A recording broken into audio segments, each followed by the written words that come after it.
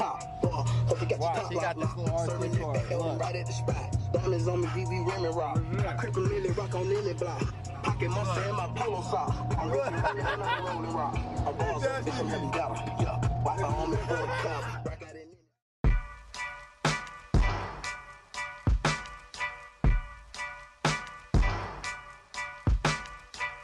We out here.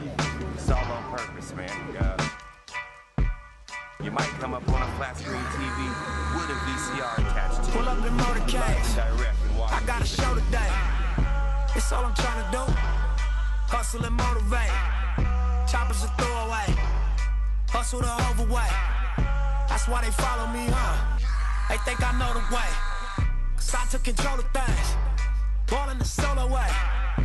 And if you pattern my trend, I make you my protege. Crossing that soldier race. They probably wonder why, when they drive by, they see a bunch of people out here standing in front of this barbershop or anywhere in our neighborhood, wondering why, you know, what do they get out of standing right there? Why they, what's the name?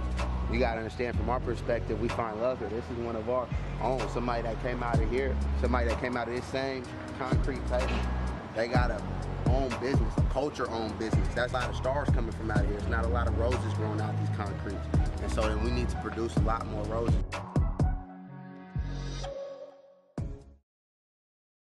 Halloween took a frightening turn in 2 local neighborhoods as crooks dressed up as trick-or-treaters robbed kids and adults at gunpoint. Are you serious?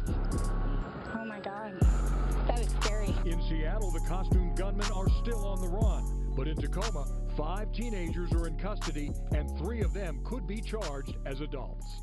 Those 5 teens are locked up for what police say they did in Tacoma's Hilltop neighborhood, robbing kids of candy and adults of just about everything else. KIRO 7 South Sound reporter Kevin McCarty is live in the neighborhood where investigators say they went looking for victims. Bro, every time, other brothers, same struggle. Fast, you know? Same struggle, man. Same person, we just came out of different places. Every step of the way, man. Every step of the way. The same amount of time. This the man behind the scenes. 31 years, 26 flat. Feel me? But nobody tells you what happens after a sentence or appeal. They never told you the real story. Everything. Appeal comes after. Everything. Give it back. We're not supposed to be here right now. I'm blessed to be here right now. I see the situation got dirty, though. That's why I got, you know, I was living here when I got booked. Yeah. So house right here. This is the very spot I met Trayson. Trayson was standing right there by the garage. What was I doing? Pumping iron. Hey, we were pumping iron when I first met him. I was walking up this street right here behind you. I was on that sidewalk over there. And then maybe like a week later, man, me and Trayson met at the little spot on 15th, bro. And we chopped it up. We met each other, and we was cooling ever since then. Feel me? All of the suspects in this case are teenagers. They're accused of prowling this neighborhood, looking for trick-or-treaters, then robbing them of their candy at gunpoint. Hi, I'm Jeannie Darneal, State Senator from the 27th District. And I want to tell you about one particular case that has sparked my interest and commitment to changing juvenile justice laws in our state. It has to do with a case that is now called the Halloween candy case in Tacoma.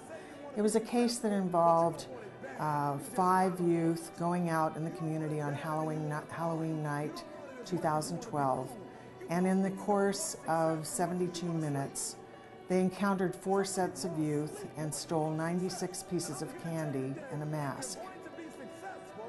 And one might think, if you're my age or older, that those are the kinds of antics that always happen on Halloween, and that this shouldn't be a big spark for me to be interested in juvenile justice. But in fact, one of those youth received a prison sentence of 27 years, and another received a prison sentence of 31 years for that encounter, because one of them had a gun. The gun was not fired nor used in those robberies, but that dog was like 17 years old. He got picked up right here. Caused because of the way we craft our sentencing guidelines here in the state of Washington. 16 years old, man, when it happened, you feel me? And because those youth were 16 or 17 years old, I was 13, I caught my case back here. They went to the adult system in our laws and were sentenced as adults. The thing that we're talking about is kids. This isn't the first time this has been done in this community. you know, and there was a different outcome because it was different circumstances. Right, I grew up in there. Hey, I learned how to play the drums in there and all that, and I met this man right here. His name's Alfred. Alfred watched me grow up from this small to this side. He was older when I was little. We do it, man. You know, if you don't know the history here, you ain't born and raised here, you ain't gonna get nothing. Don't do that. Because you only get one opportunity. You have to take it forward. Was born as a little rough. You know what I mean? But now, it's all about changing. It's all about getting the dynamics together and just trying to build and just trying to do stuff with these little kids. Mm-hmm. You know what I mean? These little kids. Starting out with the youth. Starting out with the youth. You know what I mean? If we don't teach them now, they're not gonna get it later. Huh? Come out, they don't help. I'm about to give you guys an exclusive peek at the champ. You know what I'm saying? Tacktown champ. Feel me? Tacktown champ. Town business, you already Feel me? know. Nick Maney. Home of boxing's always making happen. Undefeated. You feel me? You know what I'm talking about? We got champs out here too, man. We got people to look up to too. This is one of our stars. You know what I'm talking about?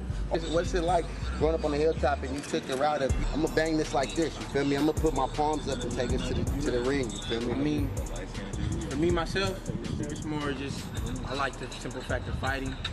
I don't want to sit there and be in trouble with the law and all this extra shit. Just keep myself clean. And, I mean, that's all people do in the streets anyways, want to fight. So why not just bring it to the ring and I can do that shit. How old were you when you started? 8. In the ring at 8 like this. What's something that you get out of this? Because I know, even though it's a job, you got to find some kind of joy here that brings you back every day. And it's not a coincidence ever since I started cutting hair, I ain't been in trouble again. Because I spent so much time in the barbershop now. Them 8 to 10 hours where I'll be running the streets, smoking weed, driving, getting DUIs, let alone I spend it here. This is a smooth operation right here, man. Home felt. It's a lot of love here. I come in here and know I can, you know, if you need to take a seat, recuperate, or just come in here to pop it with some, you know, your peoples, that's what it is here. So we come here and we find comfort here.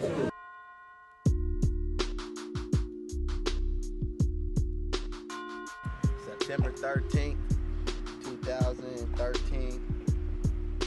Me, Zion Houston, Trayson Roberts, sentence 31 years in prison. All flat time now.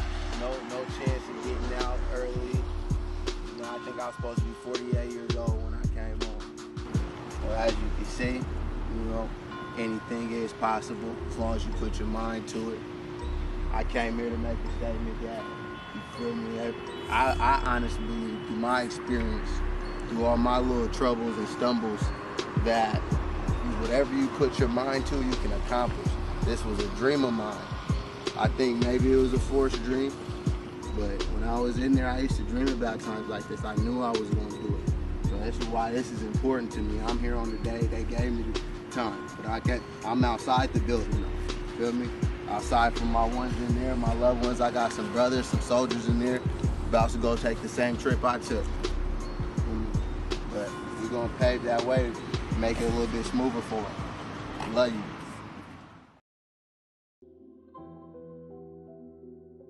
Shoot, man, I created this timeline, you know, to show you guys, to give you guys an image of what stuff was looking like for me, from inside and outside.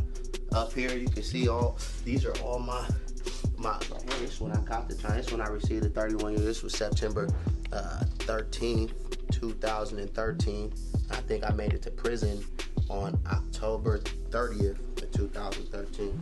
Up here, you can see these are all my newspaper articles about, you know, they painted this image of me that we did this or did. I ended up losing my first appeal. A lot of people don't know that, but it was definitely a journey. They've told me no more times than I can count on my hands. They told me no on a few different things. You know, I tried to raise a few different issues. You know, find a bunch of different outlets out. They wasn't trying to hear it at a point in time. So and it was a bad image. Look, see this? All these pictures.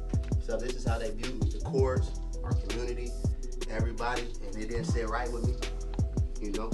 So, as you can see, gradually I just started, you know, proving them wrong, proving them that, you know, they were wrong. I'm not saying that you can't paint an image of me. I'm saying they painted the wrong image, you know? And I felt like I was the only one who didn't have a voice in it. Everybody's painting this image of me and I didn't have nothing to do with it. So, now you can see, I started turning it around. Everything they said about me, I just started taking those negative limitations off myself that they was, you know, that people were seeing and saying that was me. And we go down here.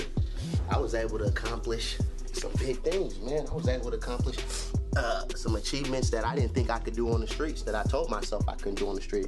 Like right here, this is a big one. Yeah, this reminds, there's a memory that goes to this, but this is a letter from the senator, and it was real. When she came in my life, at the time she came in, it was real support and like a genuine love. So this letter means a lot to me, and I was really working at this time too. I was all hands on deck. This is my best award right here, the best speaker. You know, that's what I do best. You know, I speak for mine. You know, so I got all these certificates, and I pulled these certificates out, and I made this timeline so that just to kind of prove to you guys anything's possible that you guys put your mind to. And I'm talking about the youth. I'm specifically addressing the youth.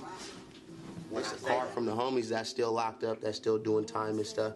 And you know, this right here, it's just a card with a bunch of people showing some love, and you would think, oh, it's from some inmates and stuff, but this right here just kind of showed me I'm the guy. To be honest with you, when people show you that love and they'll go to the extent in prison, we ain't got nothing, and they went to the extent out of their day to do this, to share their thoughts with me on my birthday. I thought was pretty cool, you know, because it showed some love. It was like I had a family. A lot of the times we grow up with these limitations on our brain, wherever they come from, whatever they might be, and we kind of put ourselves in this box as we grow up, and we start thinking, oh, well, this is all that is to our life. Well, I've proven to myself. I don't know if I proved it to anybody else. I'm trying to, but anything's possible that you put your mind to. This one and this one. When I was on the streets, I never seen myself getting a GED. I never seen myself. Just for the simple fact, I didn't think I could do it. And once I literally had to teach myself everything that everybody else was learning in elementary schools and high school and stuff. I taught all myself that in a period of 3 years, and I did it though. And once that door was open, I just kept going. So all these certificates are like an accomplishment to me. They're like an achievement. So, you know, yeah, as a kid, you don't think it's a crime or nothing. You see examples of stuff like this all the time, and it's not as big, but it's just the example that they made out of us from the muscle outweighed it being any kind of connection to being youthful, you know. Like Zion said, it was really not too much thought put into, you know, what we was doing and our actions, but, you know, I never thought it would blow up to be, you feel me, the outcome that, you feel me, all the time, you know, that was given out. So, does it seem fair? What are the other instances in our community where we've had young people who've been affected by adult laws? Young people whose brains have not yet fully developed. In fact, their brains won't fully develop literally until they're about 25. And we know that the parts of the brain that are the last to knit together are those parts of the brain that deal with assessing risk and making decisions. So we have young people, I was one of them, you may have been as well, who made a bad decision and ended up having repercussions from it. But are the repercussions measured against the situation that youth is facing? One voice, made up of many voices. Hilltop street corners at all hours of the day and night, and people get shot on this Hilltop section There is of likely Tacoma. no neighborhood in this state tonight as tense and frustrated and as dangerous as Tacoma's Hilltop neighborhood. A weekend shootout between alleged gang members and Army Rangers is under investigation today. The brawl happened in Tacoma's Hilltop neighborhood on Saturday night. Tacoma calls itself the city of destiny, but Hilltop is crack city. In addition to the street dealing, police say there are between 1,000 and 1,200 crack houses. Pull up in motorcades. I got a show today. It's all I'm trying to do. Hustle and motivate.